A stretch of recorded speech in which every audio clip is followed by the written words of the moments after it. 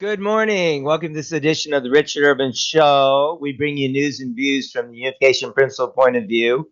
We're very happy to have as our guest Michael Marshall. He's the editor emeritus of UPI, and he's going to share with us what he knows and has been discovering about the situation in Montgomery County, Maryland, with the Board of Education and sexual health education and related topics. So good morning, Michael. Good morning, Richard. Happy to be on your show. Great. Well, could you tell us a little more about what's going on? Like, give us some background on the situation, the latest developments, whatever you'd like to share about it in Montgomery County, Maryland.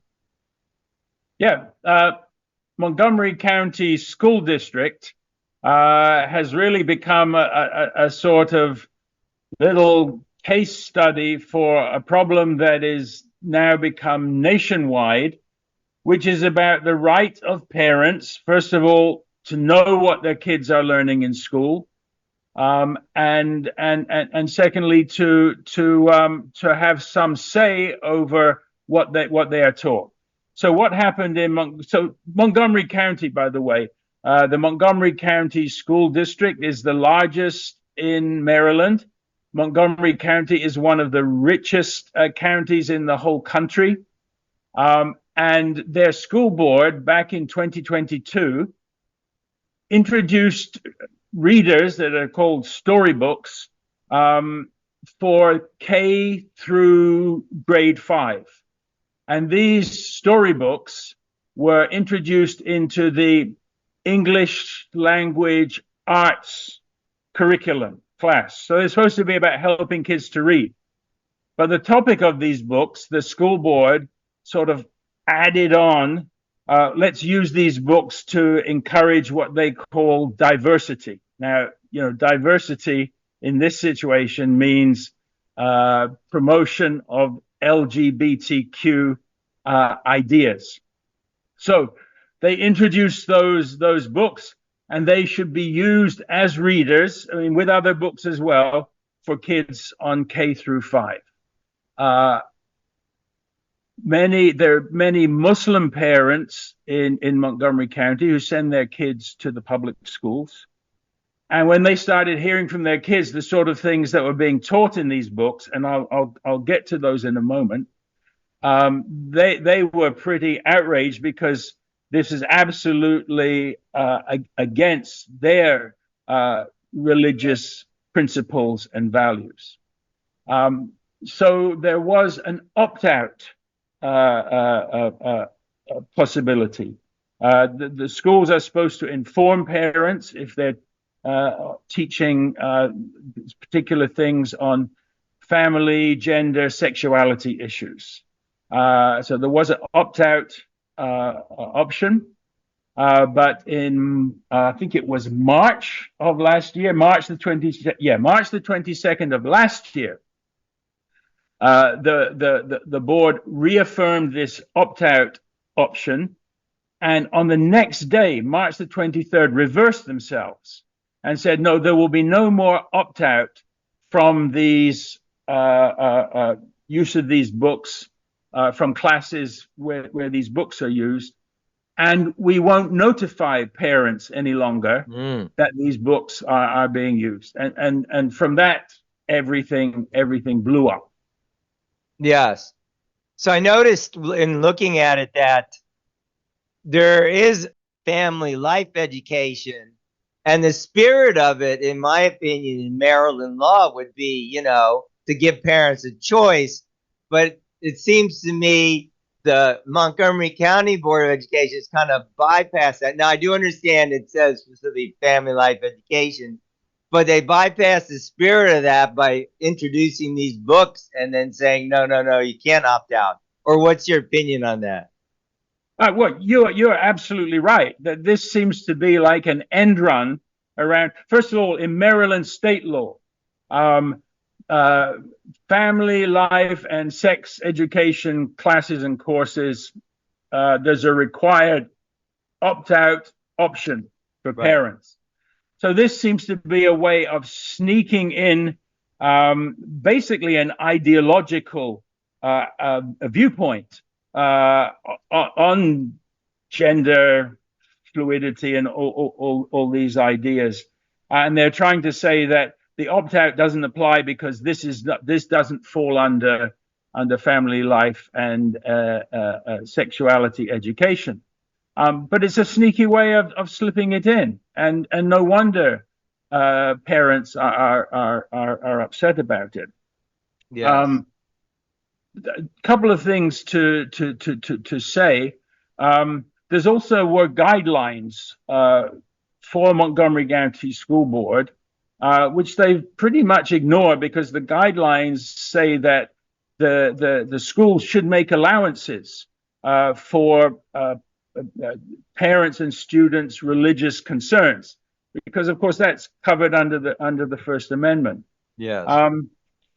Let me just pull up a screen and give you and our listeners and readers some idea of what sort of things are in these books. So this is a book called Pride Puppy. So this is a reader. This is in a language arts class. Yeah, so it's for preschool, I see. This is for preschool and kindergarten kids.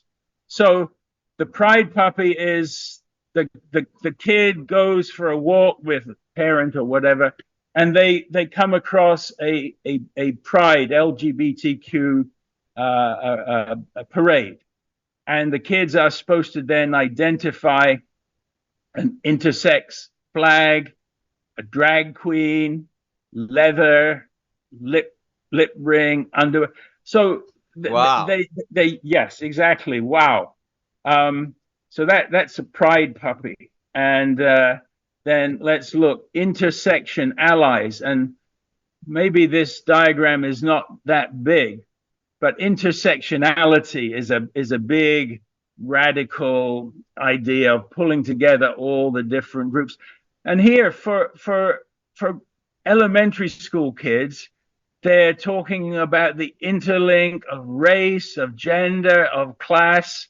I mean, this is radical, revolutionary ideology that's being slipped in under the guise of being a reader. You know, when yeah, and it's not age appropriate. I mean, seriously, for first graders? Well, you are absolutely right. And when these books were first introduced, a group of Montgomery County elementary school principals got together and wrote and said they had serious concerns about these books because they didn't believe they were age appropriate. So it's not just a matter of, oh, people with religious beliefs are upset by this, but everyone else is okay. That's not the case. Montgomery County's elementary school principals figured these materials were not appropriate for kids as young as 4 and then up through, I guess, 7, 8, 9. So the Intersection Allies book with this diagram, which could have come out of some university level critical theory course, is appearing in these kids' books. Wow. And the book is asking them to consider what the page shows is what it means to be transgender or non-binary. I mean, why on earth should a 5-year-old have to think about things like that? Exactly. So these ideas are being forced upon them. And then let's see what else we can find. Okay, so there's a book, several of these books. Wow. Love Violet. That's about same-sex attraction. Same-sex playground romances. What? That's crazy. 6 years old? And why even talk about romances for 4th graders? But like you say, apart from LGBTQ, it's not age appropriate. Absolutely. That's absolutely right. And it gets worse because it's not only not age appropriate, it's anti-scientific. So on this page, you see they mention a book called Born Ready, which is for fifth graders. And in the book, oh no, the teachers are told, using the book, teachers are told to instruct students that when a child is born, doctors only guess about their gender, but we ourselves know best. I mean, okay, so Oh my gosh. That's right. biology, Not biology scientific. out the door, biology. Right. And then Jacob's Room to Choose. And here's some pictures from the book. It's about a transgender boy or girl who appear to be in pre-K or kindergarten. So this is ideology, and it's ideological indoctrination. And that's the books that were at issue. Now, it's kind of a type of religion too. I mean, supposedly people who are probably more left or whatever you want to call them would say, "Oh no, you can't talk about religion. You can't talk about God." But it is a kind of religion because, like you said, it's or whatever you want to call it. It's like based on blind belief. It's these certain ideas like you don't have sex, which is completely ridiculous. Everybody has a sexual organ, a penis, a vagina, and so on. It's just crazy. Yep, that's absolutely right. So people need to understand this because the opposition, they try to say that this is just either far right extremists or religious fanatics who are against this. Everyone else is for it. Which is absolutely not true, because as you remarked, at root, this is also a denial of biological science. This is saying that no, we don't accept the idea of biological sex, and that's crazy. I mean, there are people out there saying, oh, there are many sexes, but in the end, what you come down to is that human beings, human persons, produce only two types of reproductive cells: spermatozoa and ova. And those, as we all know, combine to make new life. There are no other no other sexes that are producing some third, fourth, or fifth type of reproductive cell. But they want to deny that. And then they want to say, well, this is about dignity, human rights, and so on. And diversity. I mean, it's a very narrow sense of diversity. I'd say. As far as I know, there aren't readers in these classes, books prepared for these classes that deal with, say, religious diversity. I mean, the first people who objected to these books were Muslim parents. So is their faith reflected? Does diversity want to put in books about the Muslim faith? This situation then went to court. The parents sought, first of all, an injunction on the school's order of no opt-out, no informing of parents. Right. A district court rejected that. It then went to appeal. The Fourth Circuit Court of Appeal rejected the request for an injunction on the grounds that that's a very heavy burden to prove, but on a split decision. So now it all goes back to the district court, and the district court will have to go through all the issues. If they reject the parents' case, it will almost certainly go to appeal and could well end up in the Supreme Court. Right. So currently there's no relief. Like, I noticed this took effect basically, well, you said last March, but and then part of last school year, and then all of this school year that's just ending. So there's been no relief, correct? That's correct. It's an ongoing battle, and it's a battle in the courts. And as we know, courts move rather slowly.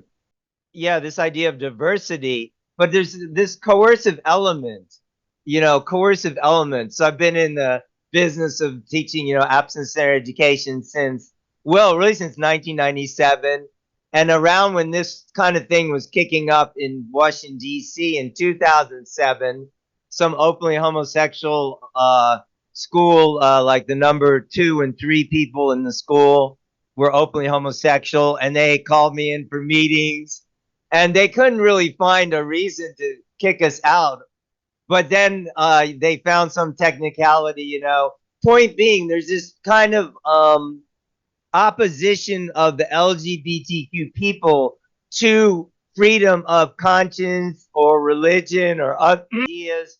So what I'm getting at to kind of make a comment, and I'd like your feedback, it's coercive. It's like it's not about so-called tolerance. No, no, no, no. If someone's there, and it's really interesting that they don't like people who promote LGBTQ stuff don't like teaching about sexual abstinence. Now I know that that's maybe not specifically part of this scenario you're talking about, but indirectly it really is, because I found that when you talk about sexual abstinence, they don't want it. That's kind of weird, isn't it? I don't know. What's your comment? Yeah. No, it's. I mean, I'm sad to say the people, the LGBTQ lobbyists and activists, use the language of tolerance, diversity, and so on, but are extremely intolerant of anybody who doesn't share their perspective. As I said earlier, it's a very narrowly defined diversity.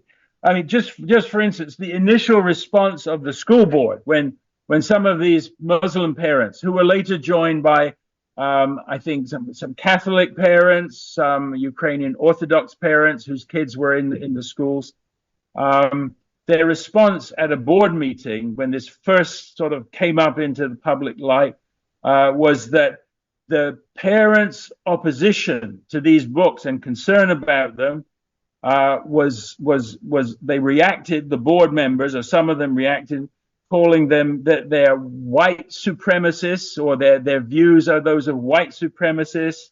They're xenophobe. Their attitude is hateful. So this was the response of members of the school board. Now, later on, when it became legal, everybody kind of modified their language and used sort of legal arguments and language. But that was the first response. I mean, here you have mothers wearing headscarves, Muslim mothers, and some school board member is saying you're all just white supremacist views. Yeah. I mean, yeah, exactly. I saw the video of the rally of 1,000 people, and most of them were black people, brown people, of course, white people. So it's totally bogus. Right. I mean, it's a craziness.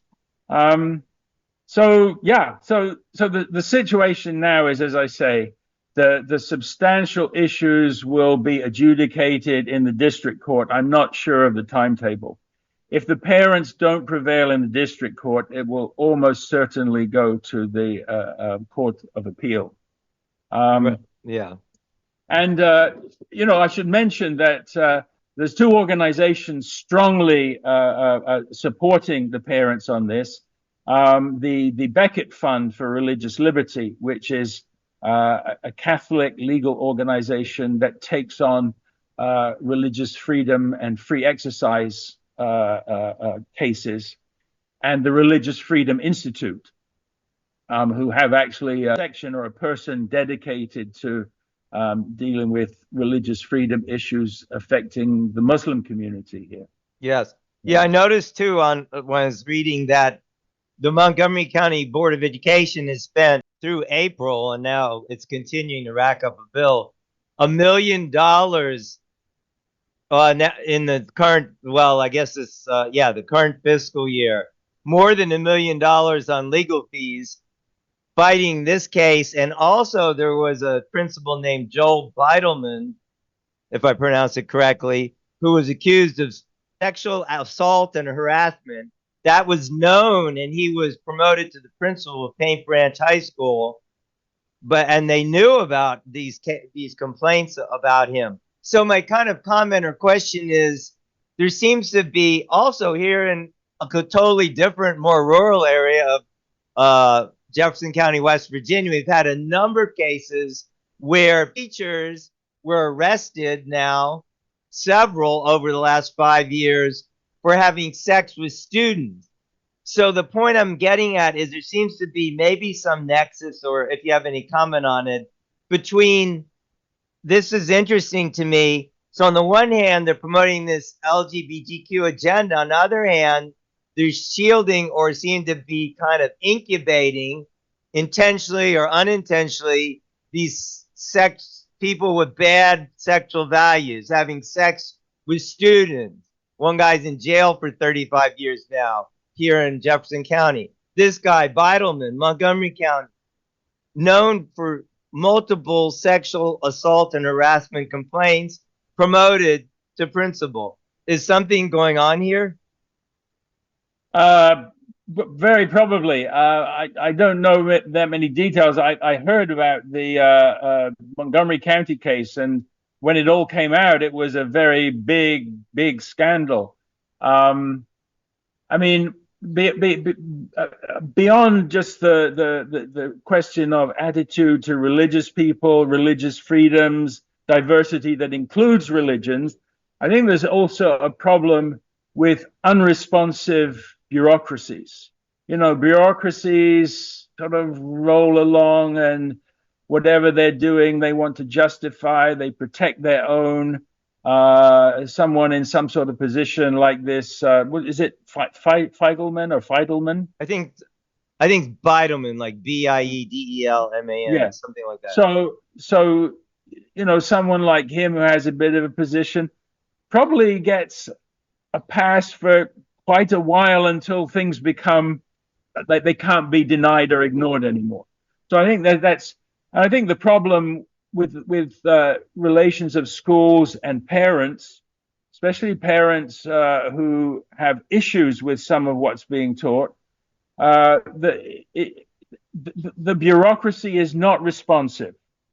The idea that schools, teachers, principals are in loco parentis, you know, they are taking care, or they should be taking care of children on behalf of the parents, not seeking to separate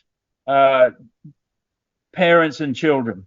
So this isn't an issue in this case in Montgomery County, but it's become an issue in other cases, in other places, that schools believe, or that adolescents who think they're in the wrong type of body, that they want to be transgender, and they want to transition. And if they express that to a school counselor, there's a strong movement in many states that these students, these teenagers, should have privacy. So the school is under no obligation to inform the parents. Right. Wow, crazy. Yeah, it is. So let me just add some. So there's a pushback now against this around the country. So in Washington State, earlier this year in March, there was a voter initiative ballot. And the voter initiative ballot, let me just look at the information here, was about to codify in law parents' rights over the education of their children. So it would allow the voter initiative, which passed in March and becomes law on June the 6th, so in just about a week. It allows parents and guardians of public school children to review instructional materials, inspect student records, including health and disciplinary records, upon request. It requires the schools to provide parents and guardians with notification about medical services given, and written notice and opportunities to opt students out of sex education, sexual health education. So this is now going to be in law in Washington State. Right. So this was a voter initiative. Parents supported this. It won. Voter initiatives, apparently, what I understand in Washington State, it's very rare that one actually gets passed into law. So there's obviously a big groundswell of support here. Yeah, and like we were saying, I think it's not. I mentioned about the left earlier, but isn't really left right. It's more like right and wrong.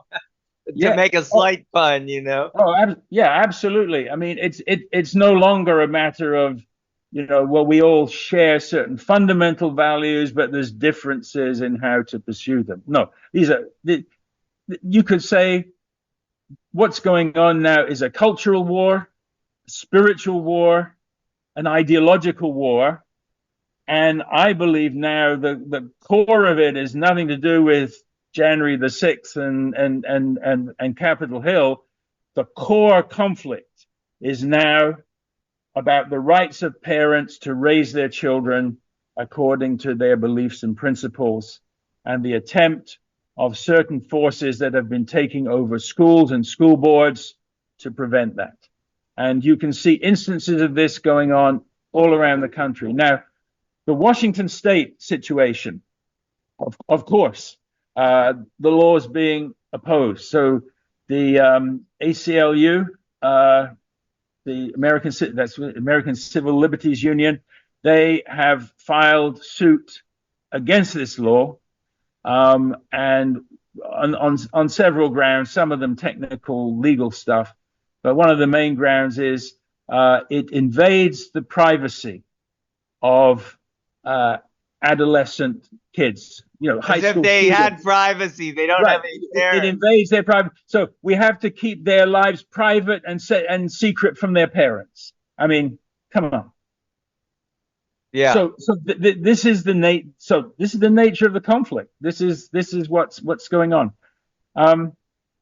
Let me say a little bit more about the Montgomery County materials, because it's not just the books. The board, or the education bureaucracy in Montgomery County put out guidelines for teachers on how to use these books and how to address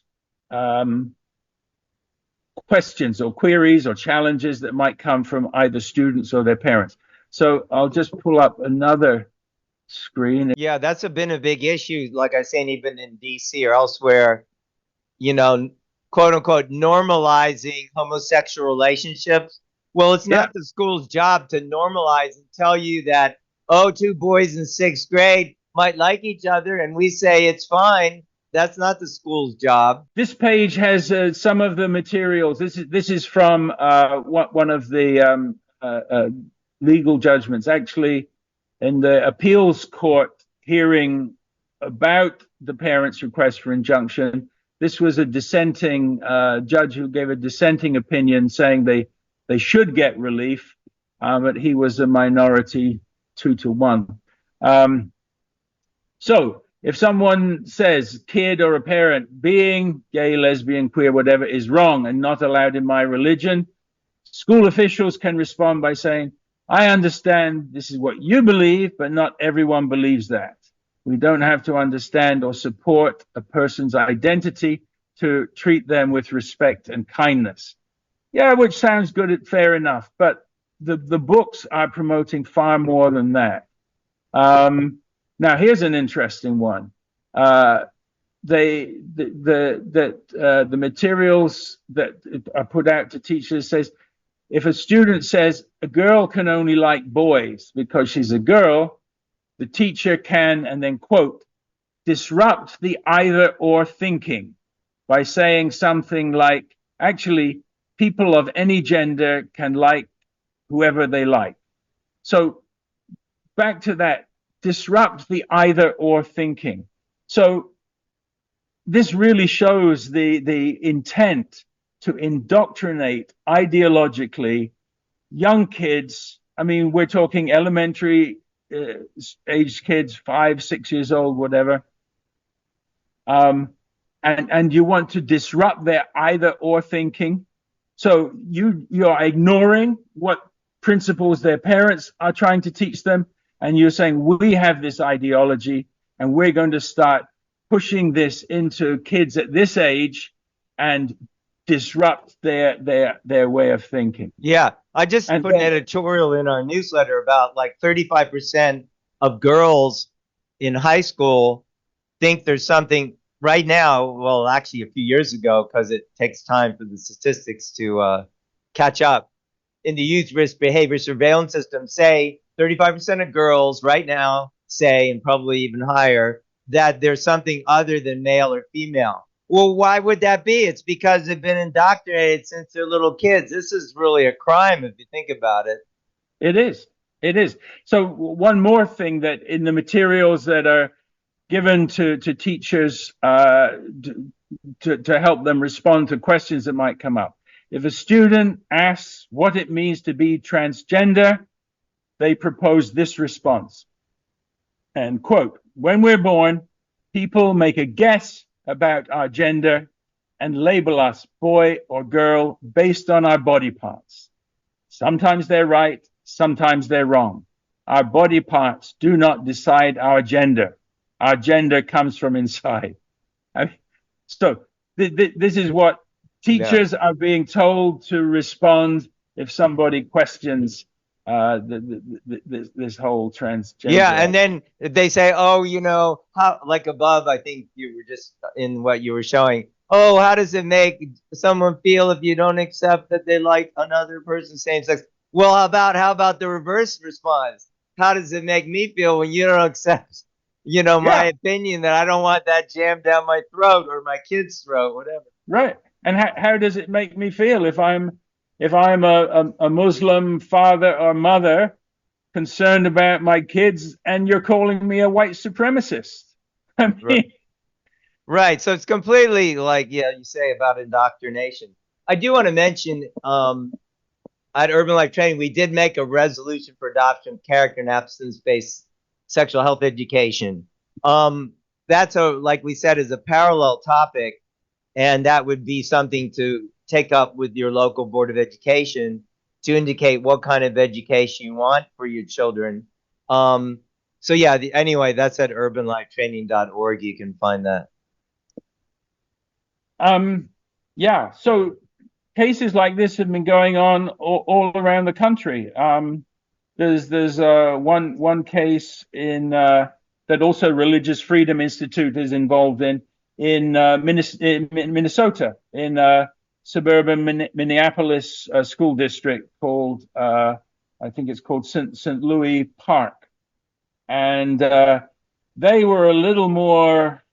They didn't want to go to court, so they kept an opt-out and informing parents.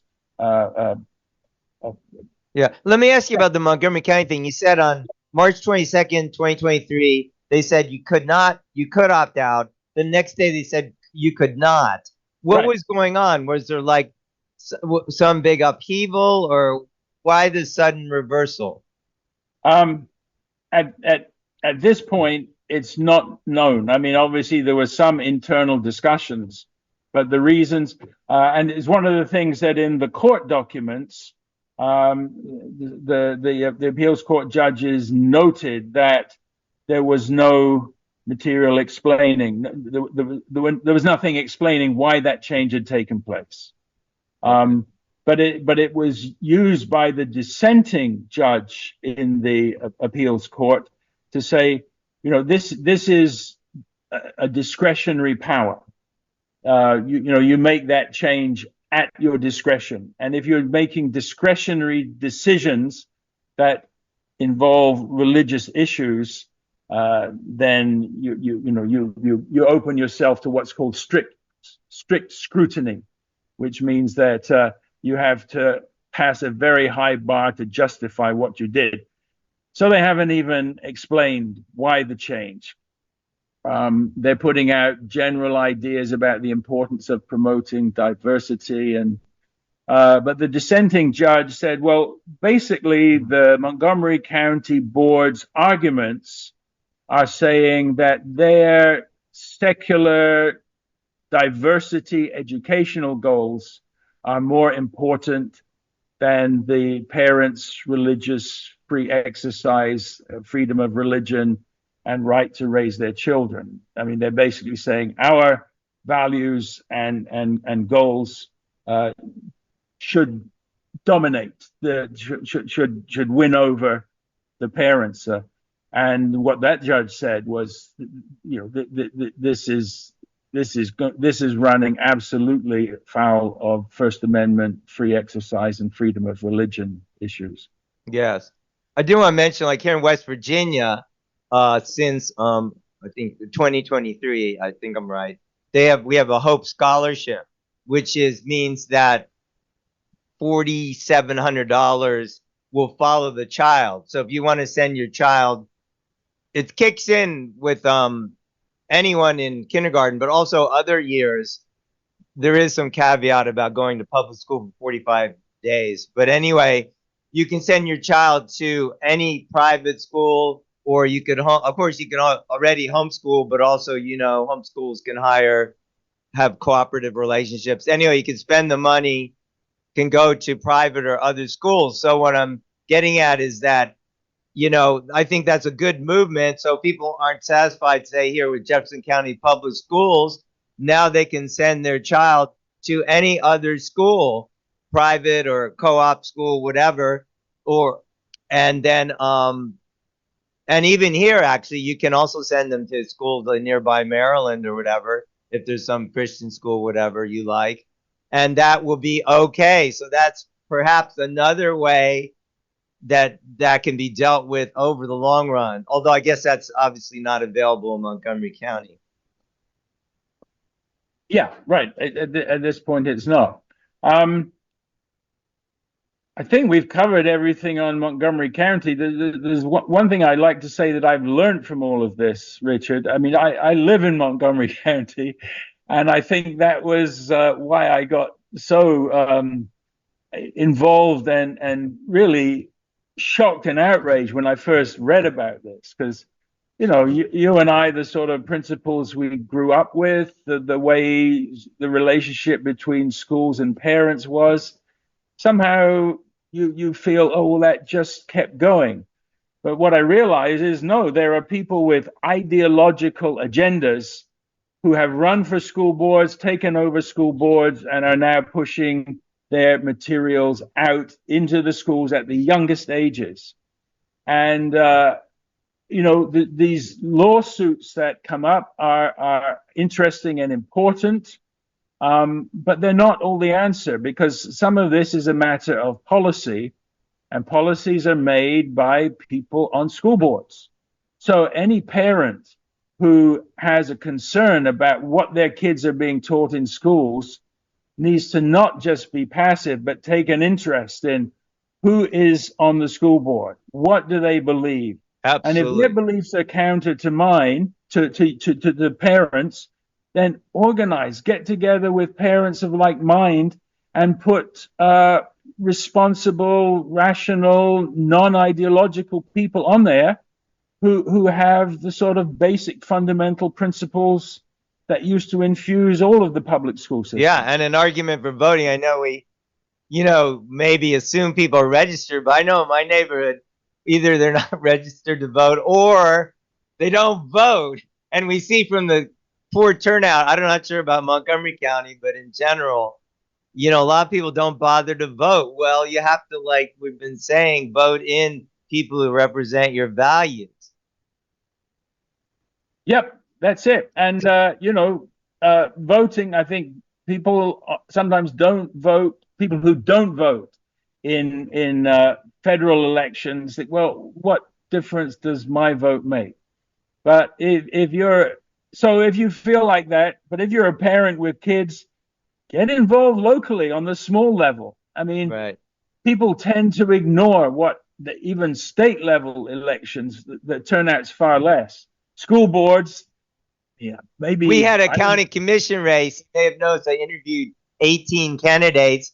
Well, no one could say who won for what reason, but one of the candidates I interviewed has now been certified. You know how many votes he won by for county? Now it's a Republican primary, but this is a heavily Republican area, so Yeah, the Republicans are favored in the general. So you know how many votes he won by in the primary? tell me. 6. Yes. 1, 2, 3, 4, 5, 6 Yeah. votes. Yeah. So, get involved, start locally. School boards. School boards have now become a critical arena for the future of this country, whether it's going to be, divided with all sorts of crazy ideologies being taught to our kids, or whether it's going to be something like the America of the past with a sense of vision, a sense of principles it's built upon, and the respect and dignity for all people, including people of faith. I mean, First Amendment includes freedom of religion. There isn't anything in the Constitution about freedom of gender. I mean, I'm not people make their choices, Right. but religion should be, and religious belief should be, the area that we give most attention and protection to in promoting diversity. Yeah, and we could do another show on that. The whole twisting of the concept of freedom of religion to be freedom from From religion. religion. Exactly. Yeah. All right. Well, I want to thank you so much for coming on and discussing this super important topic. We hope you'll come on again. It's really been a pleasure to have you today. And do you have any like social media or anywhere where people can follow you or get hold of you or whatever?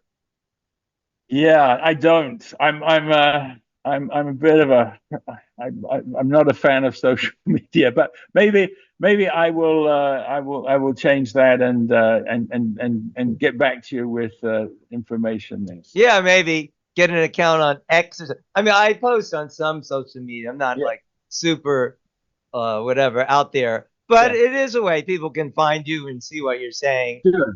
But And in then, the mean you know, in the meantime, if anybody listening to this wants to get in touch, get in touch with you, and you can connect me to that's them. right, I can. All right, thank you, Michael. So a pleasure today. Hope you'll be blessed, and we will see you next time. All right. Thanks very much, Richard. And Okay, thanks to bye all our bye. listeners.